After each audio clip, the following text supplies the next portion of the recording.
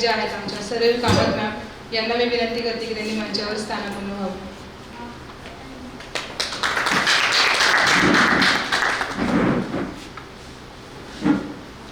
यानंतर मी माननीय सदैव कामत मॅम यांना विनंती करते की त्यांनी डॉक्टर सतीश शर्मा यांचा सत्कार.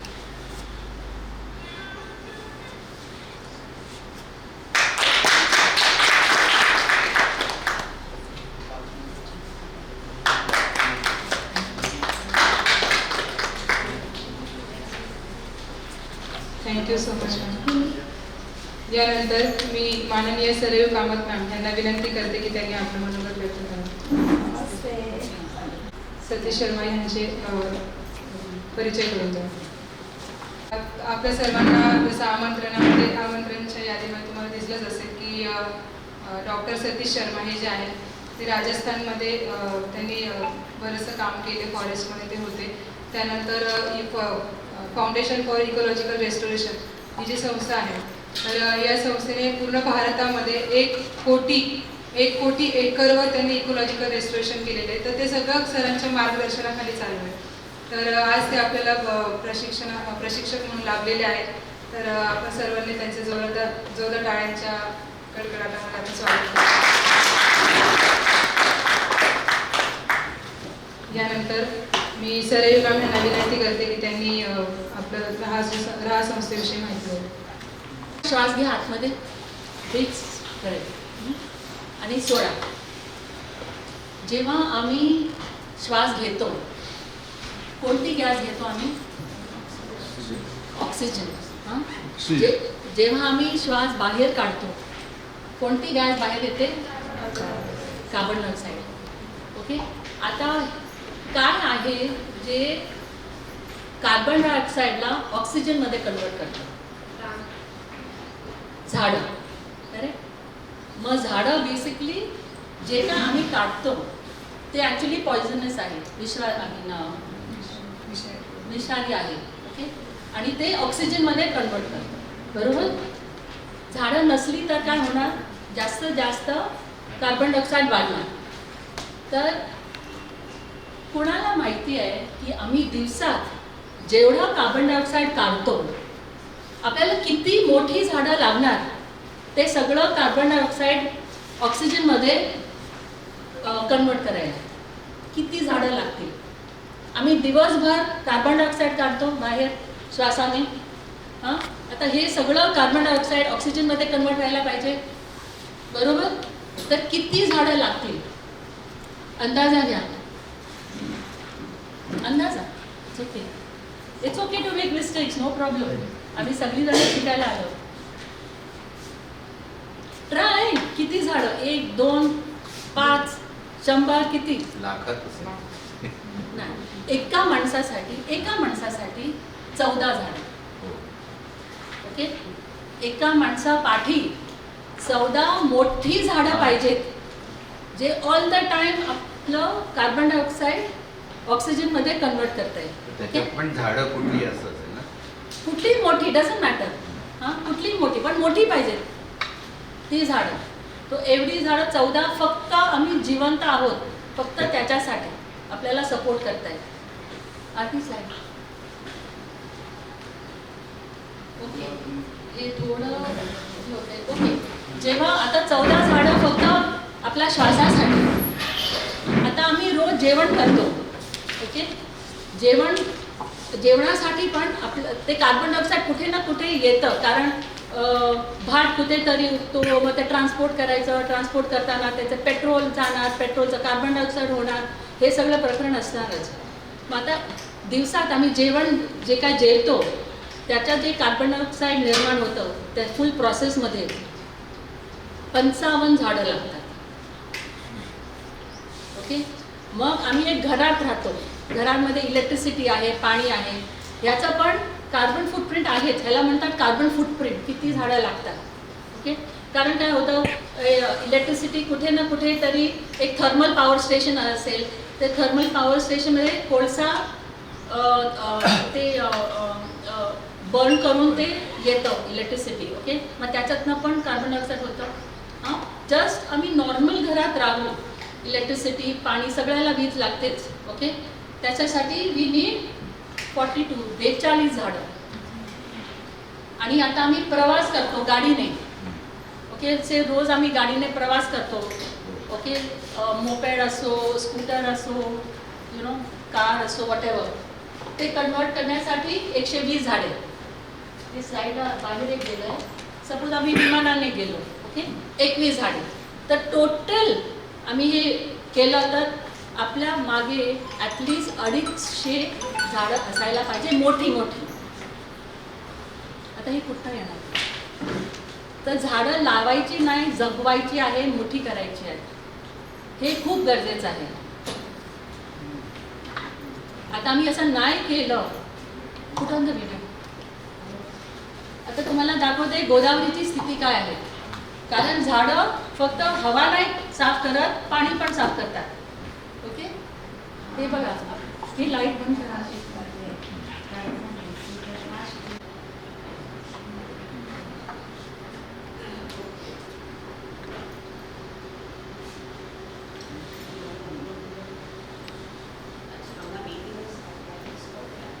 किती तडपडतोय तो मासा. आज त्यांची बारी आहे, उद्या कुणाची असेल? आपली. तर आम्हाला प्रत्येक जणांनी ओके ह्याच्यासाठी काम करावं लागेल. बरोबर. आता मला खूप अभिमान वाटतो की तुम्ही वर्किंग डे सोडून इकडे आलात. ओके, म्हणजे तुम्हाला खरंच इंटरेस्ट आहे. विचार केला होता की सॅटर्डे संडेला ठेवू लेक्चर, पण सॅटर्डे संडेला अच्छा आजचं पिक्चर चांगले नाही आहे, चला लेक्चरला जाऊया, असं होऊ शकतं. बरोबर. म्हणजे खरे इंटरेस्टेड जे आहेत ते लोक आम्ही येतात की नाही सांगू शकत नाही. पण आज तुम्ही सगळी रिस्पॉन्सिबिलिटी ठेवली, तुमचं काम ठेवलं आणि तुम्ही आलात, त्याच्याबद्दल धन्यवाद आणि थँक्यू तुमच्यासाठी. 2 शब्दात राबद्दल सांगते. राव फाउंडेशन 12 वर्षाआधी चालू केलं आहे. डॉक्टर सारिका कुलकर्णी आणि गिरीश कुलकर्णी यांनी. आणि आपलं आत्तापर्यंत 11 वर्षापर्यंत बहुतेक सगळं काम जव्हार आणि मोखाडा पालघर डिस्ट्रिक्टमध्ये झालं आहे. तिकडे खूप पाण्याची टंचाई आहे. मग त्याचे सगळे प्रॉब्लेम सॉल्व करत आपली टीम पण आली आहे. जव्हार आणि जस्ट स्टँडअप राची टीम जव्हार खूप कष्ट घेतले आहे. तिकडे 50,000 आदिवासी लोकांसाठी ह्यांनी पाण्याची सोय केली आहे. तिकडे पाण्यासाठी लोक 5-5 तास चालायचे, आता 12 महिने पाणी येतं आणि ह्यांच्या कष्टामुळे. तर ते पण करतो, कृषीचं काम करतो, उपजीविकाचं काम करतो. 2000 कृषी आपल्याबरोबर सोबत आहेत. सगळ्या आम्ही त्यांना हायेस्ट क्वालिटी बिया रोपं देतो. मग उपजीविका 1000 उपजीविका आपल्याबरोबर जोडल्या आहेत. पर्यावरणासाठी नंबर 1 गोल.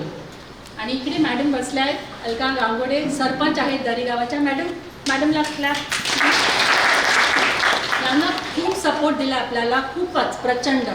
आम्ही समजू शकत पण नाही केवढा सपोर्ट केला. त्याच्यामुळे आम्ही इकडे ॲक्च्युली उभा आहोत. ओके, कारण काहीतरी दाखवायला पाहिजे. आम्ही केलं नंतरच आम्ही इकडे उभू शकतो. तर ह्यांचा खूप सपोर्ट. Thank you madam.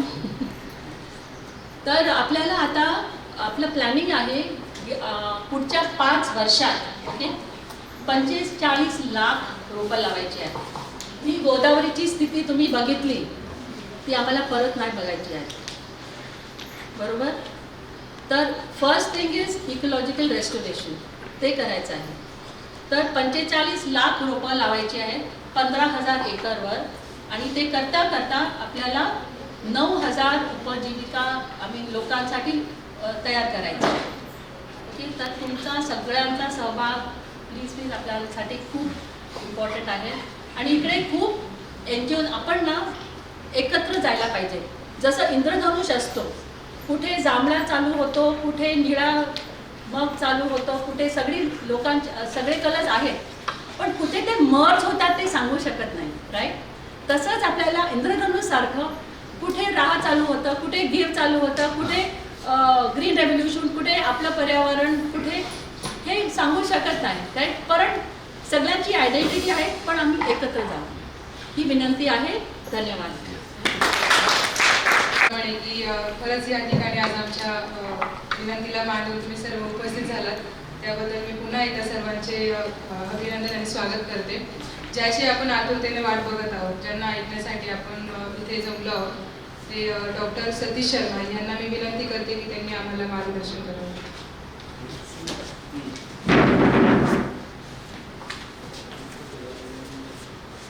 मैं आप सबसे पहले क्षमा चाहूंगा कि मैं मराठी नहीं जानता हूँ, लेकिन समझ में आ जाएगी बात.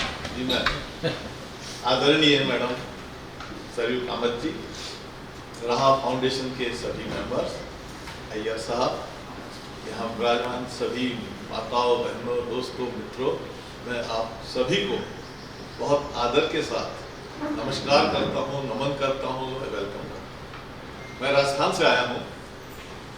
राजस्थान में मैं फॉरेस्ट डिपार्टमेंट में वहाँ असिस्टेंट कंजर्वेटर फॉरेस्ट था, और मेरी सर्विस वहाँ करीब 37 ईयर की मेरी सर्विस है.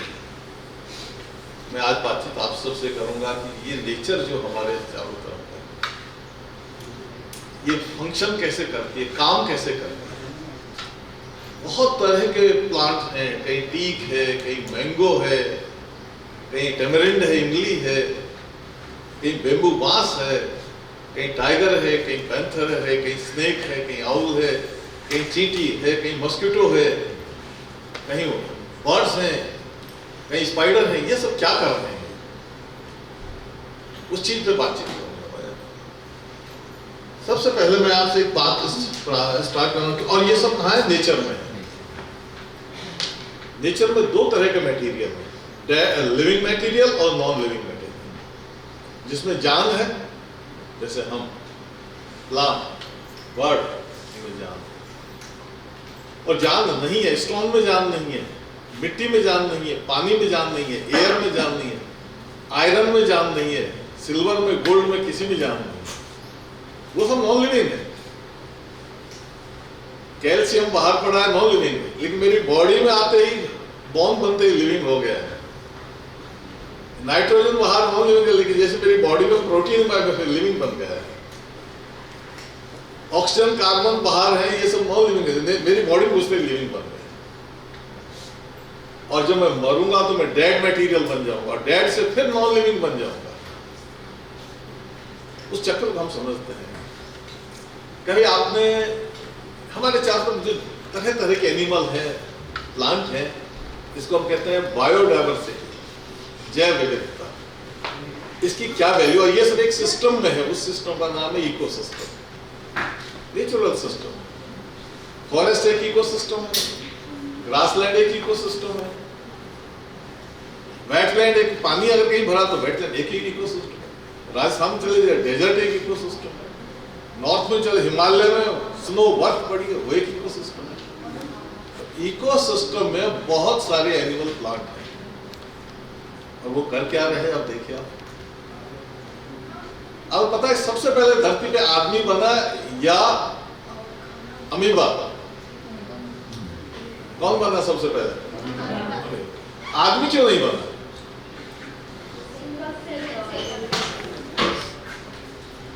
आदमी बनता था क्या गड़बड़ होती?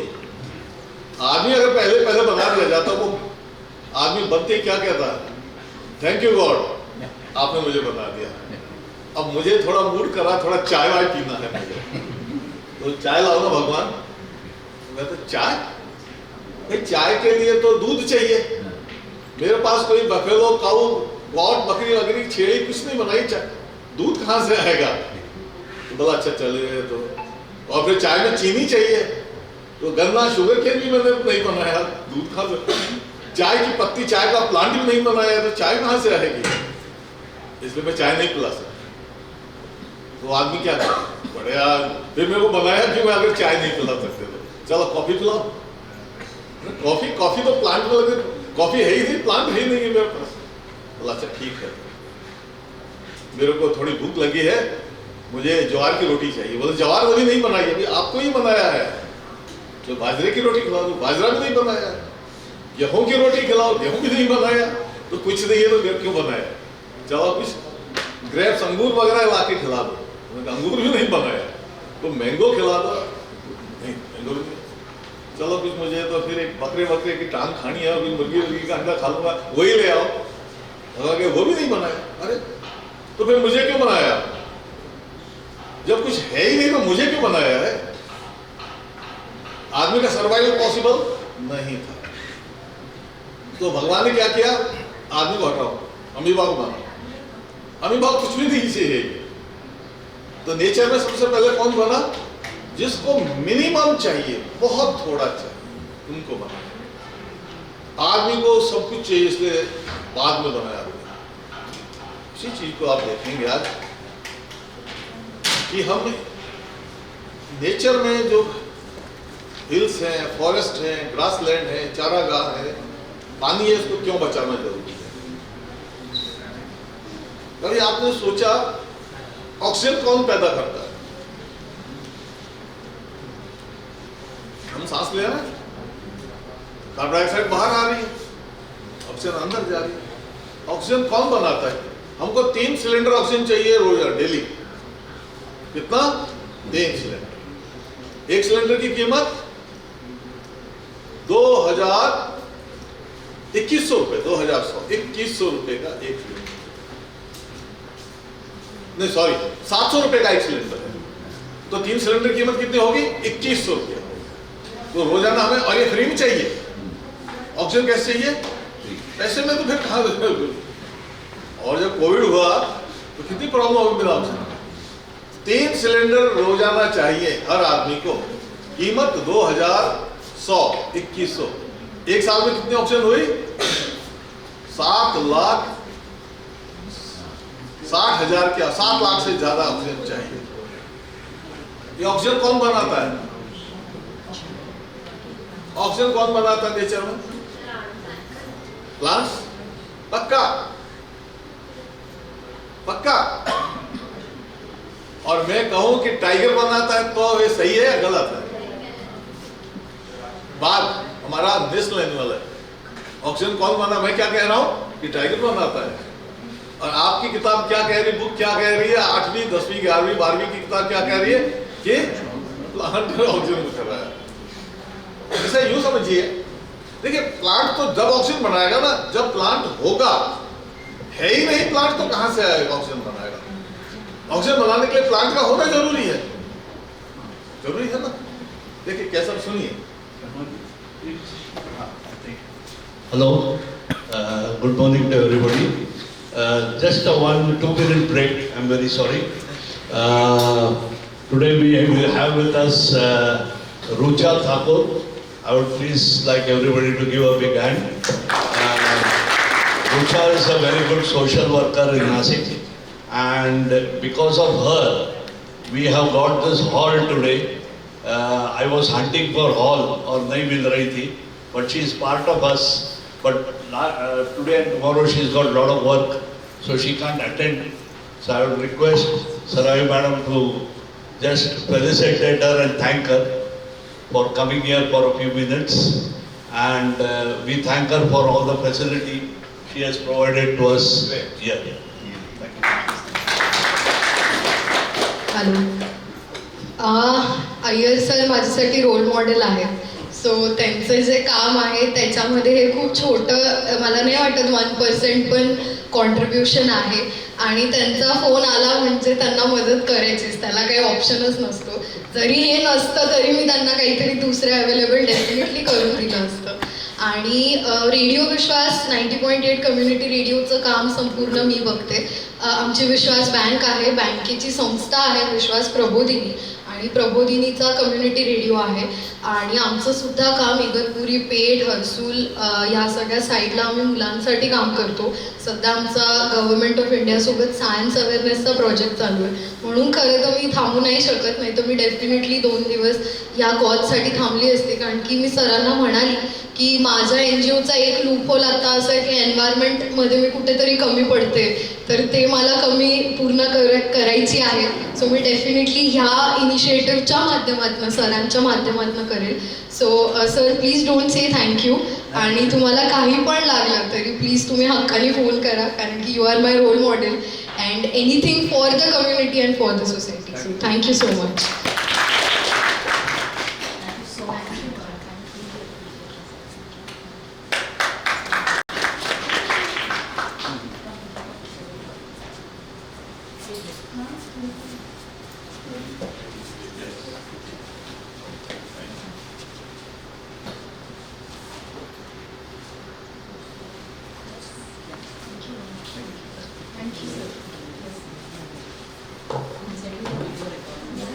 So,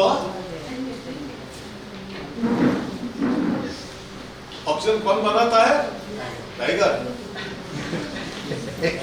नहीं भाई, नहीं. I am not joking. नहीं जोक जस्ट 1 मिनट के पहले सब लोग पेड़ बोल रहे थे, अभी टाइगर पर आ गए. हाँ वही तो देखिए. सपोज करिए इसके एग्जाम्पल समझिए. This is my agriculture field 10 hectare. 10 hectare का एग्रीकल्चर फील्ड है. And I am a farmer, किसान हूं. मेरे पास 50 kg ज्वार का सीड है. मुझे और मानसून स्टार्ट हो गया है. सब कोई ज्वार को सोइंग कर रहा है खेत में. मुझे जब खेत में ज्वार बोना है, मैं यहाँ आया, मैंने एक गड्ढा बनाया और मैंने सारा सीड ज्वार का 50 kg इस गड्ढे में डाल दिया. My whole field is empty. वहां मैंने बोया नहीं है. कितना ज्वार पैदा होगा इससे 10 हेक्टेयर में? कोई मिस्टेक कर रहा हूं मैं. This is not the proper way of seed sowing. ऐसे कोई ज्वार बोता है क्या? अभी इस मिस्टेक को देखिए नेचर में. ये फॉरेस्ट एरिया है. ये सब में बहुत ट्रीज हैं. ये पानी का एक फाउंड है. यहाँ पर बहुत अच्छा सीड वाटर भरा हुआ है, ताजा. एक बनियान ट्री, बरगद का ट्री है. बहुत शेड रहती है इसमें. ये देखिए रूट लटक रही है. इसमें डियर, हिरण है. इसमें नंबर है 20 हिरण है इसमें. इस जंगल में पिग, सुअर भी है, जंगली सुअर, भड़ूरे. ये क्या कर रहे? टाइगर नहीं है यहाँ पर, पैंथर नहीं है, जैकॉल नहीं है, हाइना नहीं है. No carnivore, only herbivore. ये डियर क्या कर रहे? ये पिग सारे दिन इसमें आराम से नहाएंगे, पिकनिक करेंगे, पानी में कीचड़ में लोटेंगे, बॉलिंग करेंगे. ये क्या करेंगे? डियर यहाँ जाएंगे, यहाँ जाएंगे, हर जगह जाएंगे, ग्रेजिंग करेंगे. ग्रेजिंग से पत्ती नहीं खाते हैं.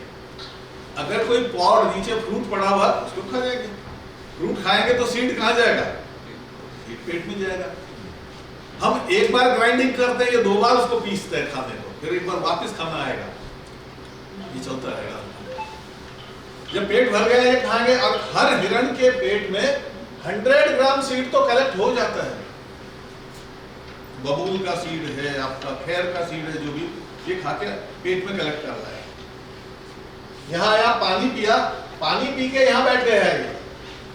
क्योंकि जब खाना खाया उस समय ग्राइंडिंग हो गई थी. पानी पी लिया तो वापिस से रिगर्जिटेट करेगा, फिर दोबारा ग्राइंडिंग करेगा फूड का. 2 बार ग्राइंडिंग होगी. अब क्या करेगा? अब पोटी करेगा. पोटी करेगा, सीड यहाँ आ गया. एक के पास 100 ग्राम है तो 20 के पास कितना सीड है? 20 गुना मल्टीप्लाई 100, 2000 यानी 2 kg सीड इन्होंने यहाँ डाल दिया है. नेक्स्ट डे फिर यही काम कर रहे हैं, घूम रहे गए, फिर यहाँ आया, पानी पिया, फिर बैठे, फिर 2 kg सीड यहाँ डाल दी है. रोज यही काम कर रहे हैं. जा रहे हैं, घूम रहे हैं, रोमिंग कर रहे हैं, खाना खा रहे हैं, 2 kg यहाँ ला रहे हैं. एक साल में है 365 दिन. 365 डिवाइडेड 2 kg, 730 kg. 7 क्विंटल से ज्यादा सीड यहाँ नीचे पड़ा है एक के पास. रेनी सीजन में ये सीड जर्मिनेट करेंगे, कितने नए ट्री बनेंगे? 7 क्विंटल 730 kg का मतलब है आपका काउंटलेस सीड. कितने नए ट्री बनेंगे? 2 या 3 बनेंगे सीट। नहीं बनेंगे। They are committing same mistake जो मैंने यहाँ मिस्टेक की थी। मैंने यहाँ क्या कहते हैं, सारा सीड कहाँ डाला है, एक में, इसलिए ज्वार कितनी पैदा हुई, 0। ये यहाँ क्या कर रहे हैं, सेम मिस्टेक, सेम गलती, सेम कि सारे सीड को एक जगह डाल दिया है। सीड को फैलाना था, इन्होंने सीड की जगह डाल दी। नए पेड़ अब नहीं उगेंगे, 2-3 उगेंगे, ज्यादा ज्यादा 4-5, 10-20 उग जाएंगे। देखिए हमको कितने ट्री चाहिए, हमको बहुत सारे ट्री चाहिए, 140 करोड़ है हम, और दुनिया में सबका हिसाब हो है तो कितने लोग हैं। ये they are destroying the seeds, seed को तो मार रहे हैं। ये सीड को नेचर ने बनाया जर्मिनेट करने के लिए, ये उसको किल कर रहे हैं, डंप कर रहे हैं। तो यहाँ सीड में क्या हो जाएगा, रॉटिंग स्टार्ट होगी, जर्मिनेशन स्टार्ट नहीं होगा, रॉटिंग, या तो शुरू में रॉटिंग सड़ना शुरू हो जाएगा, या सीड जर्मिनेट करके फिर रॉटिंग स्टार्ट हो जाएगा। इस मिस्टेक को कौन सुधारे। वो उधर से टाइगर जा रहा था, वो भगवान बैठे थे मरे से, बड़े चिंता में, तो वो क्या होगा क्या होगा, they are destroying the seed. Tiger ने कहा भगवान क्या हुआ, बोला हुआ क्या, नीचे सीड को डिस्ट्रॉय कर रहे हैं, ये ऑक्सीजन कहां से आएगी, हर आदमी को 3 सिलेंडर चाहिए ऑक्सीजन के, they are destroying the seed. उन्होंने कहा अरे मुझे भेजिए, मैं अभी ठीक कर दूंगा। उन्होंने कहा अच्छा जाओ, देखा अकेला नहीं जाऊंगा, स्टाफ चाहिए मुझे। क्या स्टाफ चाहिए, टाइगर का मुझे पैंथर चाहिए, लेपर्ड, मुझे हाइना चाहिए, मुझे जैकॉल चाहिए, मंगूस, नेवला चाहिए, जंगल कैट चाहिए, सारा स्टाफ दीजिए मुझे फॉरेस्ट में। इसके बगैर मेरा वो आ गया यहाँ पे, अब टाइगर आ गया। टाइगर ने पोस्ट ले ली है डीएफओ की, लेपर्ड ने ले ली है असिस्टेंट कंजर्वेटर की, हाइना ने ले ली है रेंजर की, इसने फॉरेस्टर की, सबकी पोस्ट, सब ट्रेंड है। ये देहरादून से ट्रेंड होकर आए हैं सारे फॉरेस्ट्री में, प्लांट कैसे उगाना है। अब देखिए, अब टाइगर सुबह आ गया, 4 बजे टाइगर बिल्कुल फॉरेस्ट में आ गया। वो तो सुबह शाम ड्यूटी पे आता है पूरा 4 बजे। और अब क्या हो गया, ये हिरण, एक डियर भाग रहा उधर हिल्स पे चला गया, पोटी वहां कर रहा, एक उधर भाग गया, पोटी वहां कर रहा, एक इधर नाले में गया, पोटी वहां कर रहा है, एक रिवर की तरफ भाग गया, पोटी वहां कर रहा है। सब अपने सीड को अलग अलग डायरेक्शन में जा रहे हैं। तो अब सीड एक जगह नहीं पड़ा है, सीड चारों तरफ पड़ा है। मैं भी अब मेरे सीड को निकाल देता हूं, ये ज्वार निकाला और मैंने पूरा डाल दिया बाहर। उधर डियर ने अपना सीड डिस्ट्रीब्यूट कर दिया, मैंने भी डिस्ट्रीब्यूट कर दिया। कितना ज्वार पैदा हो गया मेरे यहाँ, मैंने अपनी मिस्टेक को सुधार दिया है, ये ब्रॉडकास्ट कर दिया, कितना ज्वार पैदा हो गया, नहीं होगी, नहीं होगी। सीड ग्राउंड के ऊपर पड़ा है, वो मिट्टी के अंदर जाना चाहिए, इतना तो जाना चाहिए, आधा इंच तो जमीन में, जमीन तो ज्वार उगेगी। सिर्फ अगर हम यूं कर देंगे तो उसको बर्ड खा जाएगा, आंट चींटी खा जाएगी, उसको मॉइस्चर नहीं मिलेगी, जर्मिनेट कैसे करेगा। ये मिस्टेक वही कर रहे हैं, ये हिरन यहाँ डाल रहे हैं, ये टाइगर कह रहा अच्छा मुझे बेवकूफ बना रहा हूँ, मैं ट्रेंड हूँ, मैं तो देहरादून से मैंने ट्रेनिंग ले रखी है, this is not the proper way of seed sowing, still you are destroying the seeds, अभी भी गलत तरीके काम कर रहे हो आप तेरी। अब वो आएगा दूसरे के पास, उनको पता है कि इससे इतना ही काम लिया जा सकता है। पिग के पास आएगा, पिग पिकनिक कर रहा है यहाँ, वो पिग के पास आएगा और नाउ पिग्स आर रनिंग, एक इधर जा रहा है क्योंकि बायोलॉजिकल स्पेड जो खोदने का मशीन है वो पिग के मुंह पर, एक सुअर भाग गया डर के मारे इधर, वो डिगिंग वहां कर रहा है, एक सुअर उधर गया, पिग डिगिंग वहां कर रहा है, एक हिल पे चढ़ गया, डिगिंग वहां कर रहा है, एक नदी में चला, 4 मतलब डिगिंग हो रही है।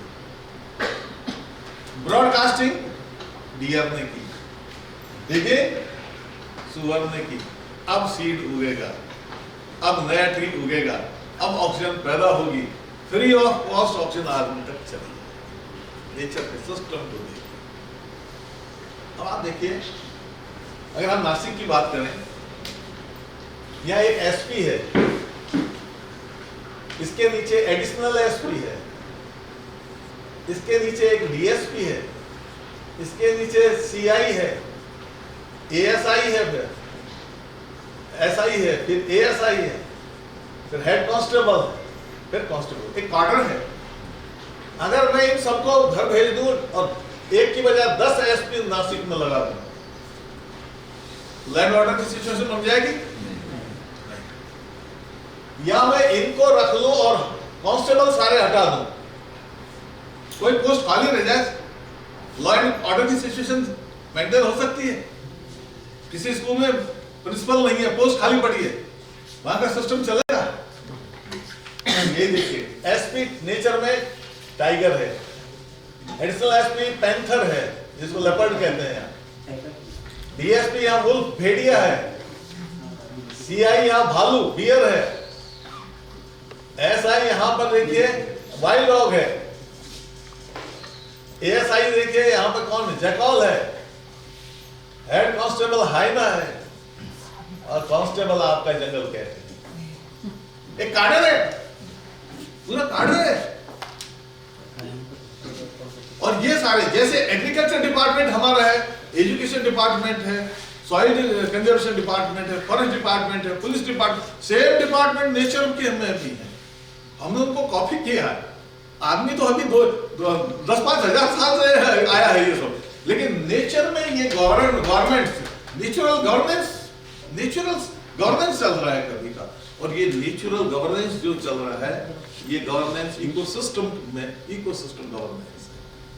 इकोसिस्टम में डिफरेंट कंपोनेंट है, जैसे हमारे डिफरेंट कंपोनेंट, कोई काम कर रहा है, कोई लॉ बना रहा है, कोई इंप्लीमेंट कर रहा है, इस तरह वहां पे डिफरेंट कंपोनेंट, डिफरेंट डिपार्टमेंट्स, सबके रोल अलग अलग है। देखिए, तो ये डिफरेंट रोल प्ले करते हैं।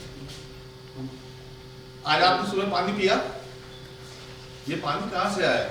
आज तो कोई वर्षा ही नहीं हुई, फिर भी पानी मिल गया आपको, क्योंकि हमारे यहाँ पानी कब आता है? जून, जुलाई, अगस्त, सितंबर, अक्टूबर, 4 या 5 महीने तो पानी आता है। लेकिन हमको पानी, वर्षा नहीं आ रही है तो भी पानी मिल रहा है, पूरी गर्मी में वर्षा नहीं आती पानी मिल रहा है, पूरी सर्दी में पानी नहीं, ऊपर से रेन आ रही है भी पानी मिल रहा है। 4 या 5 महीने पानी रेन्स के रूप में आता है, लेकिन बचे हुए 7-8 महीने जब रेन नहीं आ रही है तो भी पानी मिल जाता है। ये पानी कहां से आ रहा है? ये पानी की टंकियां तो अब बनने लगी हैं, नल का सिस्टम तो अभी आया है। गांव में अभी भी टंकी नहीं है, तो गांव का आदमी पानी कहां से लाता है? गांव का आदमी पानी कहां से लाके पीता है गर्मी में, सर्दी में? कुएं में। देखिए, कुएं में, धरती में पानी नहीं है, सोना है, चांदी है, डीजल है, पेट्रोल है, गैस है, पानी नहीं। अगर पानी होता तो ट्यूबवेल कभी ड्राई होता क्या? पानी स्टोर होता है वहां, है नहीं। स्टोर किसने किया? नेचर के कमाल को देखिए, इकोसिस्टम में डिफरेंट कंपोनेंट, हर कोई आदमी के लिए कुछ न कुछ दे रहा है।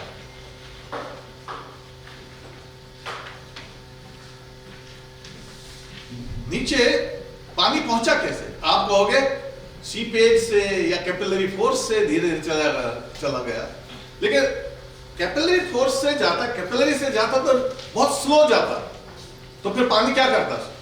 वो पहले ढाल की वजह छोटी नदी रिवर में जाता, फिर बड़ी रिवर में जाता, फिर और बड़ी रिवर में जाता, फिर गोदावरी रिवर में चला जाता, और फिर सीधा चला जाता, आंध्रा जाते जाते और कहां चला जाता?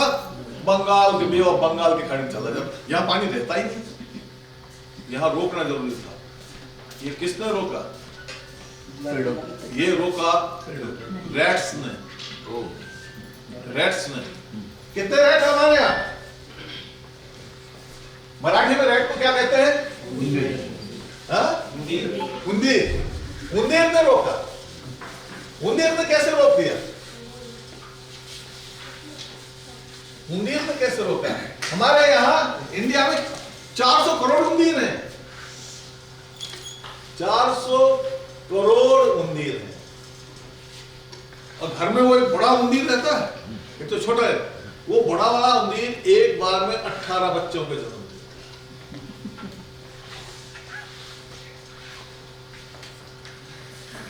और अगर ये 400 करोड़ में से 200 करोड़ उंदीर जो खेतों में है, सिटीज में है, विलेजेज में है, अगर वो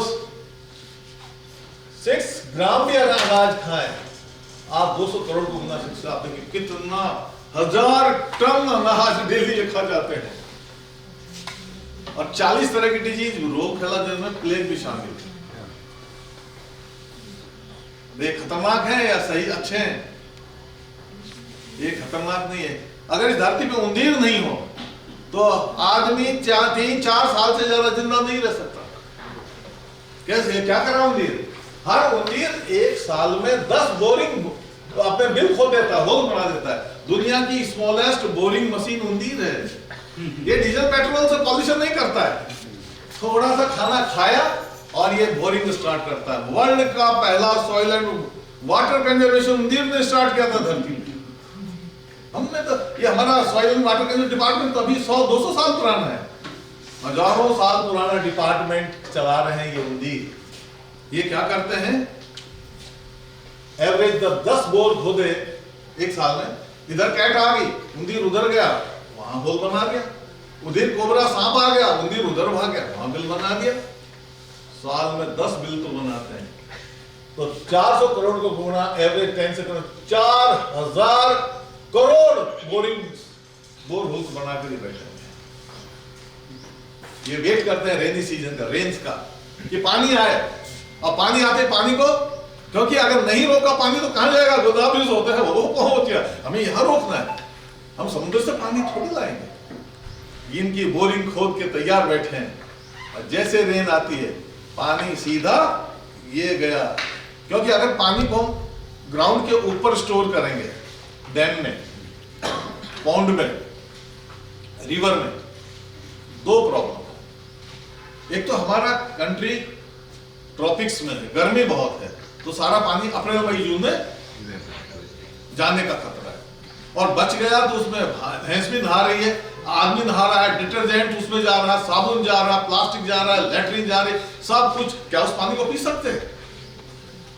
तो सेफ बैंक कहां है? जमीन के नीचे सेफ बैंक, तो वहां पानी जाए।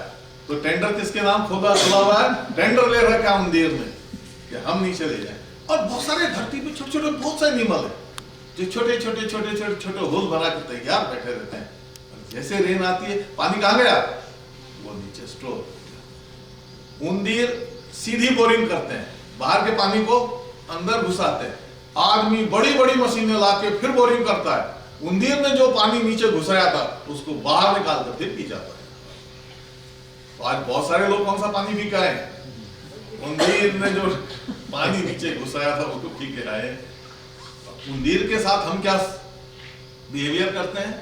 हमारे पास दिल्ली है उसको सजा देने के लिए, पिंजरे हैं, केजेज हैं उसको सजा देने के लिए, पॉइजन है हमारे पास, जिंक फास्फाइड उसको सजा देने के लिए। लेकिन इस दुनिया के हजारों लाखों करोड़ों साल पहले हमारे गणेश जी को, विनायक जी ने अपने फादर से कहा मुझे पीएचडी करनी है, मैं पढ़ने जाऊंगा यूनिवर्सिटी में, इस सब्जेक्ट। उन्होंने कहा उंदीर पे पीएचडी करूंगा। कर लो, इसकी इकोलॉजी क्या है, इसकी इंपॉर्टेंस क्या है नेचर में। और उनको लगा ये तो पानी के लिए बहुत जरूरी है। फिर एक और पता लगा, प्लेग कौन फैलाता है? प्लेग कौन फैलाता है? रैट्स। और प्लेग से बचाता कौन है? रैट्स। यूं समझिए, मेरे यहाँ एक लाइस घूम रही, जूम को क्या कहते हैं मराठी में, जो खून चूसती है, बालों में रहती है ना, जूम। क्या कहते हैं उसको? जूम। खून पीती है। तो ये खून, मान लीजिए मेरा आपने मर्डर कर दिया, मर्डर के बाद मेरी बॉडी का क्या होगा? मेरी बॉडी में रॉटिंग स्टार्ट होगा, ब्लड नहीं रहेगा। जो रॉटिंग स्टार्ट हो गया तो इसको तो खून मिल ही नहीं रहा है। अब ये क्यों? आपने मेरा मर्डर किया, इसका मर्डर थोड़ी किया है। ये क्या करेगी? अब भूख, इसको भूख लगेगी, अब ये चलेगी और किसी दूसरे के सिर में घुस जाएगी।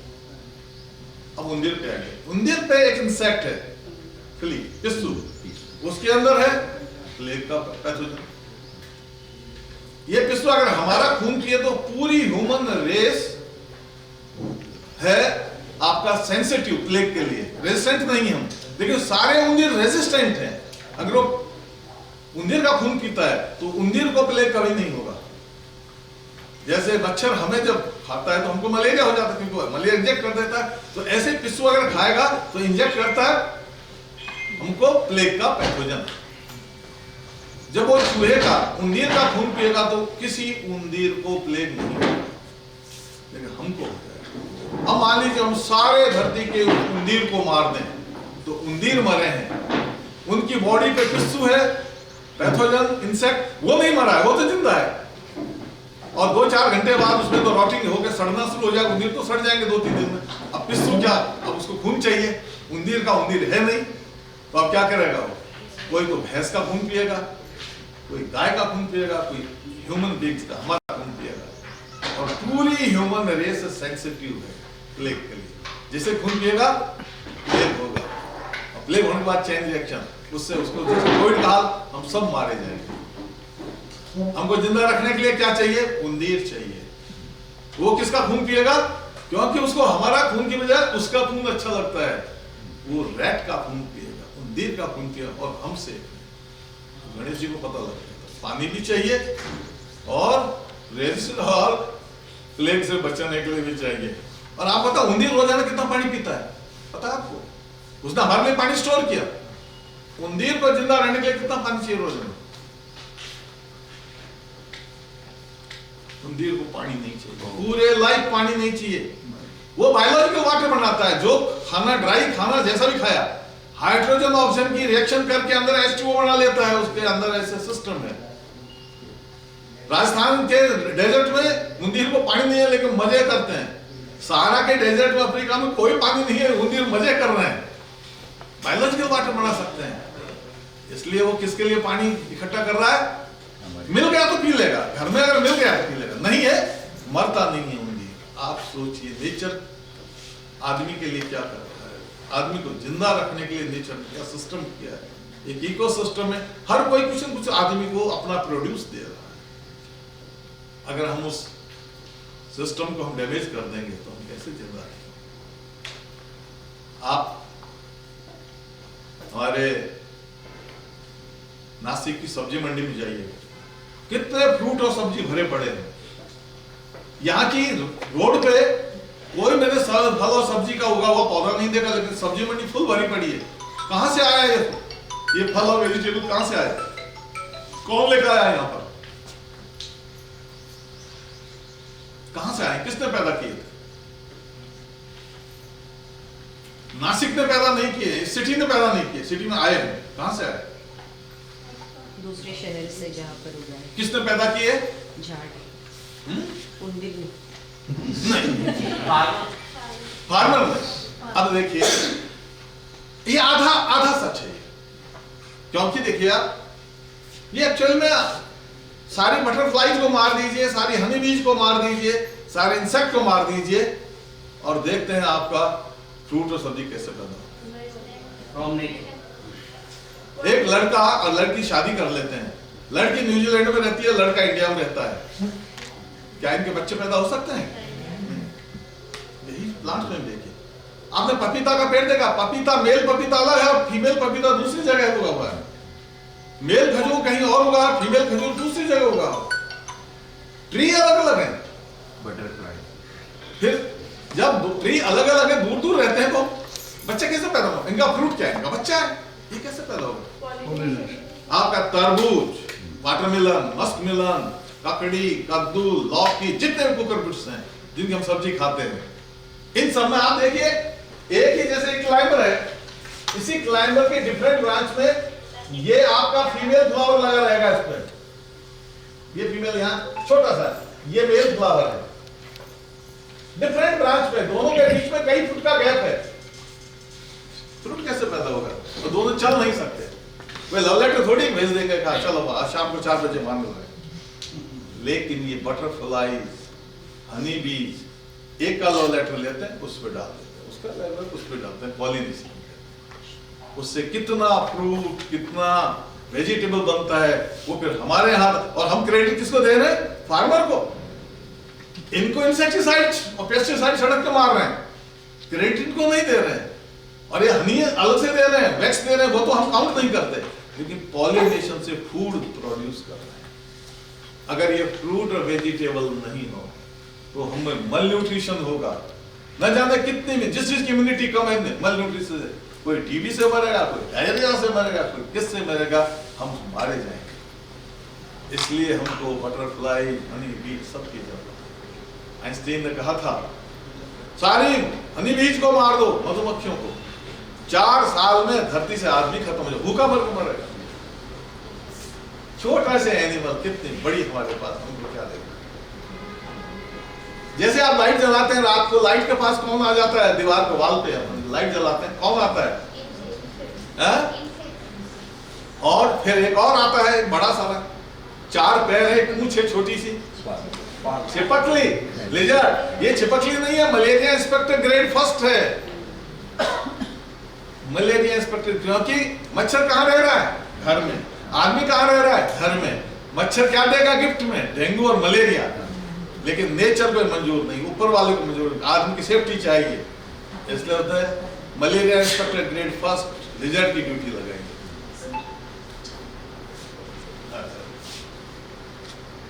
और वो क्या करती है, जैसे ही वो मच्छर, क्योंकि मच्छर की नींद रात को, वो ड्यूटी पे रात को आता है, तो रात को छिपकली भी रात को ड्यूटी पे आती है, मच्छर को वहां पकड़ के खाती है।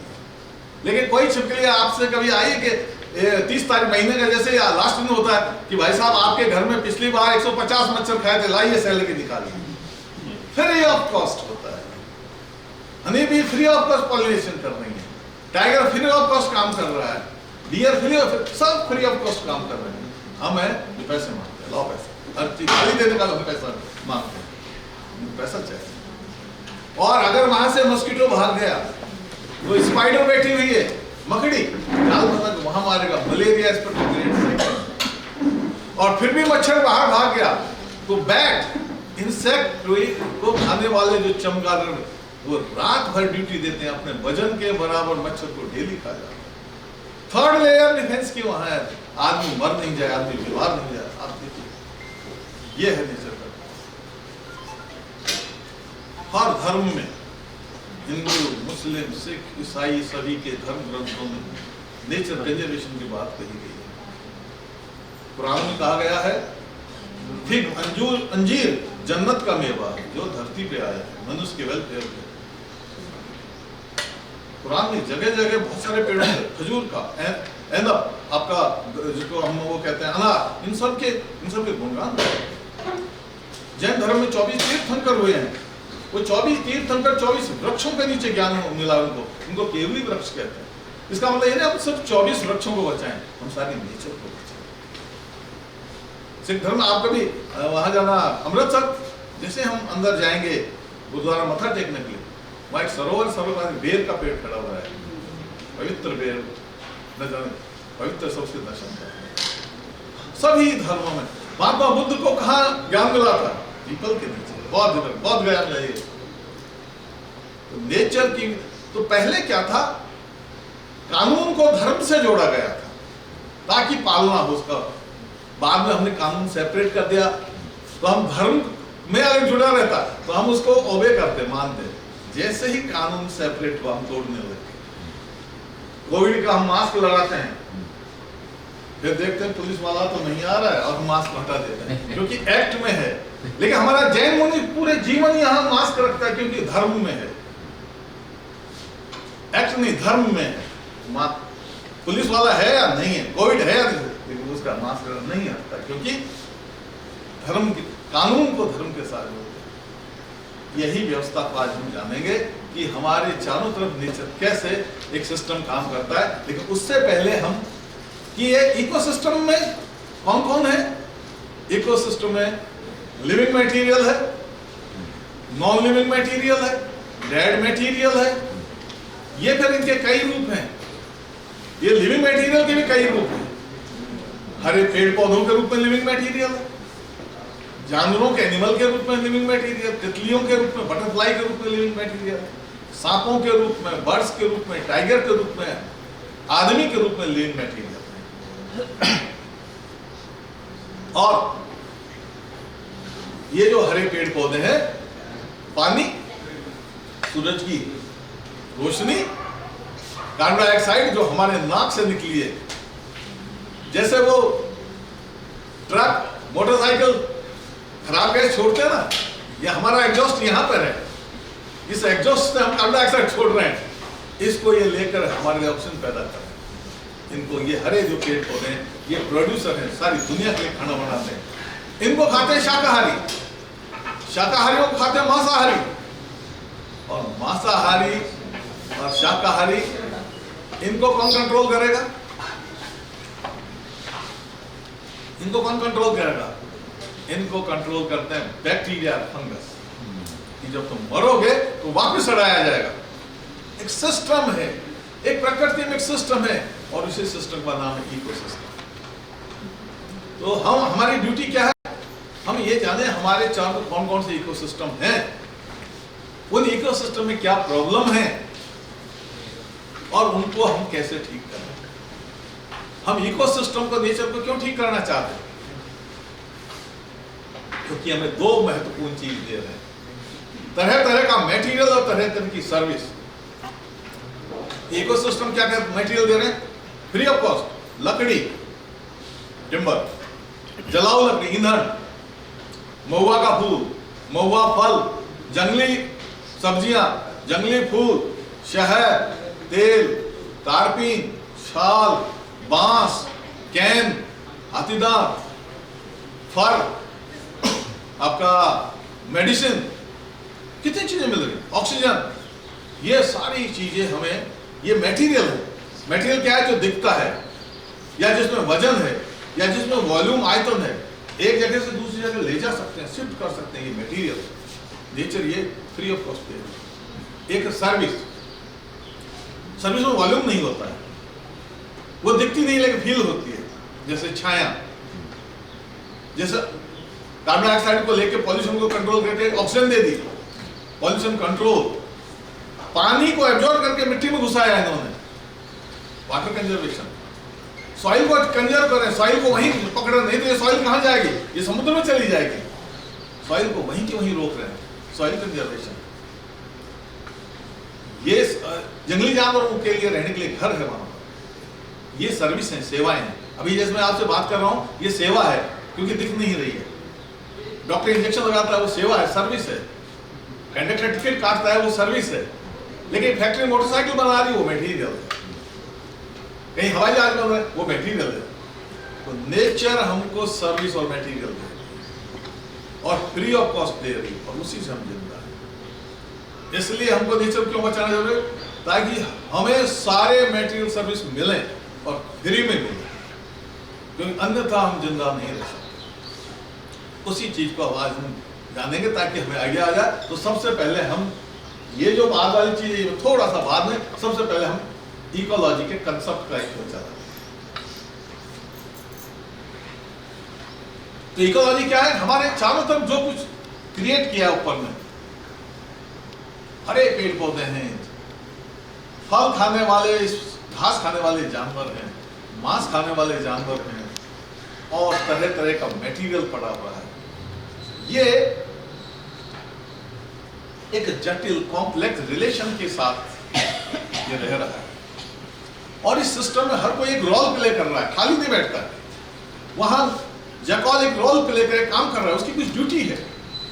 टाइगर की एक ड्यूटी है, मछली पानी में उसकी एक ड्यूटी है, पेड़ आम अगर कहीं ग्रो उसकी एक ड्यूटी है। सबको नेचर ने काम बांट रखे हैं। ये काम इसलिए बांट रखे हैं कि एक दूसरे को जिंदा रखें, और सारे मिलके आदमी को जिंदा रखें।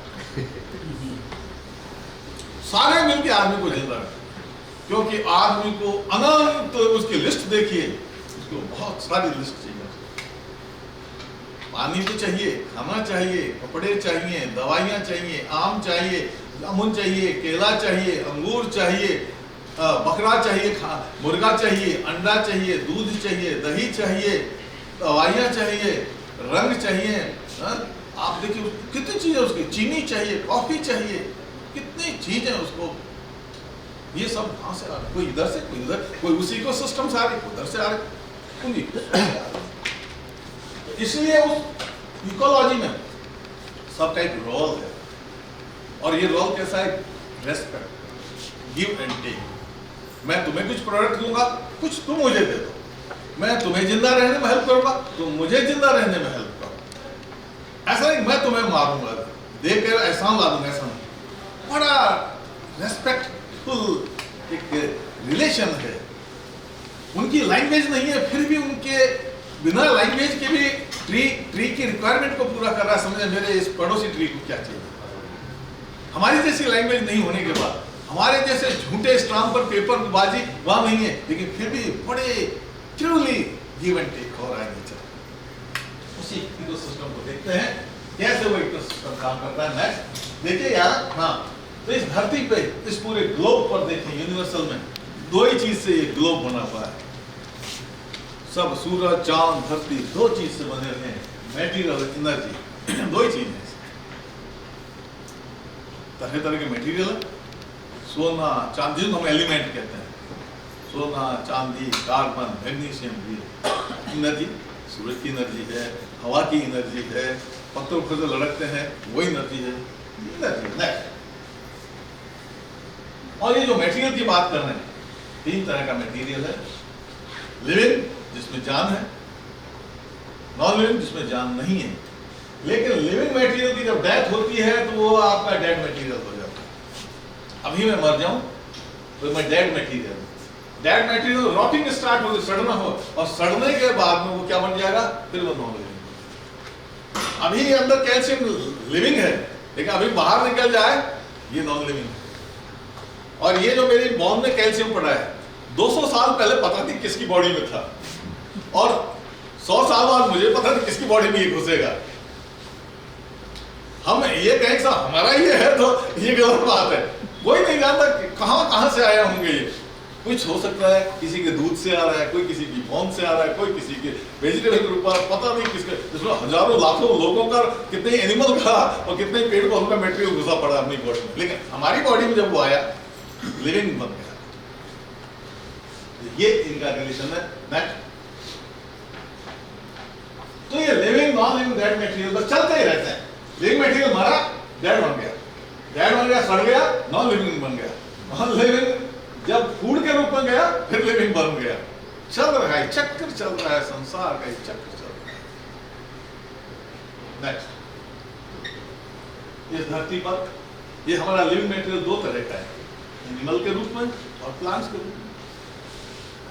अपना पॉइंटर है क्या? कोई बात, एनिमल के रूप में है और प्लांट के रूप में है। अब ये एनिमल भी दो तरह के हैं, वाइल्ड जो जंगल में रहते हैं, और दूसरे डोमेस्टिक जो आदमी के साथ रहते हैं। आदमी ने सबसे पहले सभी जंगल में थे, बकरी भी वाइल्ड थी, काऊ भी, बफेलो, मुर्गा, कुत्ता सब वाइल्ड थे। लेकिन सबसे पहले आदमी ने किसको पकड़ा है आइडिया? किसको पालतू बनाया, पेट किसको बनाया? सबसे पहले आदमी ने बनाया बकरी को। सबसे पहले, बेचारी गरीब थी, छोटी थी साइज में, आराम से पकड़ सकता था, तो आदमी ने सबसे पहले डोमेस्टिक किसको किया? बकरी को। सबसे वो वैसा लाइट वाला नहीं है, चल कोई बात नहीं।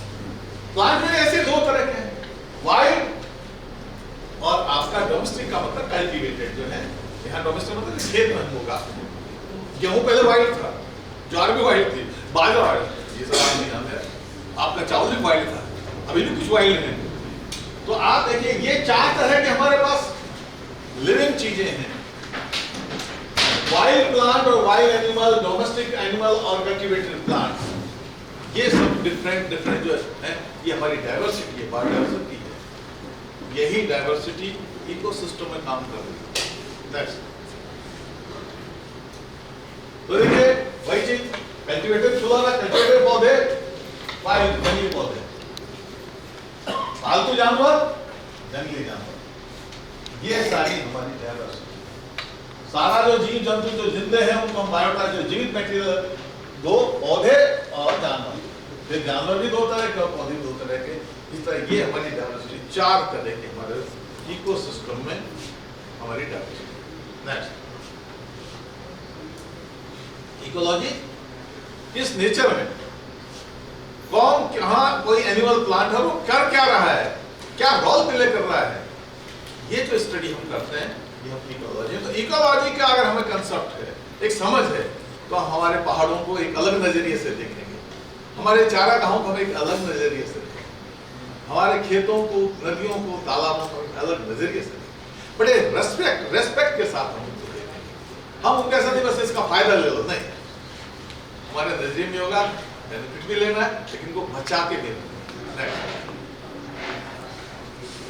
देखिए किस तरह से इकोसिस्टम काम करता है। सूरज, हरे पेड़ पौधे खाना बनाते हैं, उनको खा रहे हैं, मेंढक खा रहा है और दूसरे जानवर खा रहे हैं, मिट्टी है, हवा है, पानी है, ये एक सब एक दूसरे के लिए जीवन पैदा करना, एक दूसरे की जरूरतों को पूरा